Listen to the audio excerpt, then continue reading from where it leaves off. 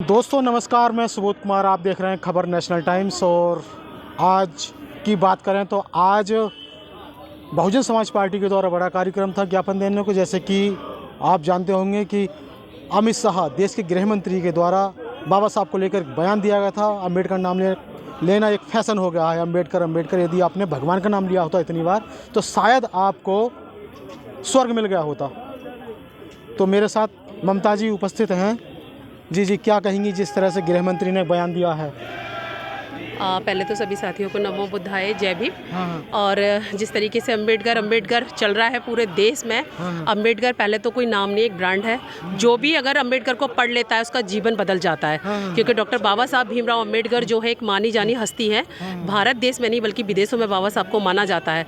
बाबा साहब के साथ जो गलत शब्दों का यूज़ किया गया है कि बाबा साहब से ज़्यादा अम्बेडकर करने से ज़्यादा अगर नाम जपा जाता है दूसरे लोगों का तो कह रहे कि हमारा हमको स्वर्ग मिल जाएगा। आप सोचने वाली बात है उनकी मानसिकता क्या कह रही है। उनकी मानसिकता इतनी गलत है कि जिस तरीके से लग रहा है कि बाबा साहब का अपमान किया गया है। एक बात बताइए, आप किसी का नाम लेते हैं, आपसे कोई रोक टोक नहीं है। अगर हम बाबा साहब का नाम लेते हैं तो आपको क्यों जलन होती है? क्या दिक्कत है आप लोगों को? क्या बाबा साहब के अलावा किसी ने हमारे लिए शिक्षा के द्वार खोले? क्या बाबा साहब के अलावा हमारे लिए कभी किसी ने कहीं जाने का अधिकार दिया?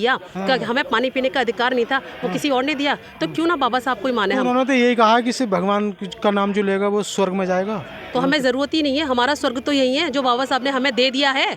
हमें स्वर्ग की ज़रूरत है ही नहीं। जिनको ज़रूरत है वो जाके ले अपना स्वर्ग। हमें लोग तो स्वर्ग में जाते हैं। तो जाना है ना, जिनको जाए। जो लोग नहीं जाना चाहते उनको क्यों ज़बरदस्ती भेजने का काम कर रहे हैं? हमें तो यही रहना है, यही स्वर्ग है। क्योंकि बाबा साहब से पहले जो हमारी स्थिति थी वो इतनी ख़राब थी, ये बात मैं नहीं सभी लोग जानते हैं। क्योंकि जब बाबा साहब से पहले ना हमें कपड़े पहनने का ढंग के अधिकार था, ना शिक्षा लेने का अधिकार था, ना एजुकेशन लेने का अधिकार था, ना ही हमें अच्छे घरों में रहने का अधिकार था, ना ही हमें साफ पानी पीने का अधिकार था, ना ही हमें बोलने का अधिकार था, ना हमें जॉब करने का अधिकार था। वो तमाम अधिकार किसने दिलाए? मैं आपसे पूछ सकती हूँ, किसने दिलाए? बाबा साहब ने दिलवाए ना। तो आप स्वर्ग को नहीं मानते? नहीं, मैं कोई स्वर्ग नहीं मानती। नहीं, भगवान को तो मानते। मैं किसी को नहीं मानती।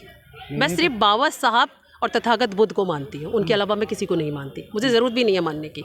जी। और उनके विचारों तो पे क्या चाहते हैं आप चाहते क्या? मैं एक चीज़ कहना चाहूँगी कि देखिए, बाबा साहब को पूजने से कहते हैं ना कि तस्वीर पे माला और विचारों पे ताला, वो नहीं चलेगा जब तक हम अपने महापुरुषों के विचारों पे नहीं चलेंगे। चाहे वो बाबा साहब के विचार हो, चाहे वो तथागत बुद्ध के विचार हो, अगर हम विचारों पे चलेंगे तो उसमें हमारा भी मंगल होगा, बच्चों का भी मंगल होगा। जो हमारा परिवार है जो आज उन्नति से दूर है, अगर उनको बाबा साहब को अगर कोई पढ़ता है तो आप देख सकते हैं आज के टाइम में कोई महिला जो बोल नहीं सकती, जो बाबा साहब को आज पढ़ लेती है, वो दिन दहाड़ती है कहीं भी। उसको कोई डर नहीं लगता क्योंकि पता है, क्योंकि आज हम किस चीज़ से भाग रहे हैं। एक सोचिए, डर किस चीज़ का है हम लोगों के अंदर? डर नहीं होना चाहिए हम लोगों के अंदर। क्योंकि बाबा साहब को जो व्यक्ति पढ़ता है, जो महिला पढ़ती है, वो यहाँ काफ़ी तेज़ी से बोलती है। क्योंकि बाबा साहब ने जो हमारे जीवन में जो कार्य किए उनको कोई भी भुला नहीं सकता है। क्योंकि इस तरीके की स्थिति से बाबा साहब कहाँ से उठे हुए हैं? आज अम्बेडकर जो नाम गूंज रहा है पूरे भारत देश में, वो विदेशों में भी गूंज रहा है। लेकिन इसकी गूंज अब इतनी ज़्यादा तेज़ी से हो गई है कि ये जन आंदोलन अब रुकने वाला नहीं है। जब तक माफ़ी अमित शाह जी नहीं मांगेंगे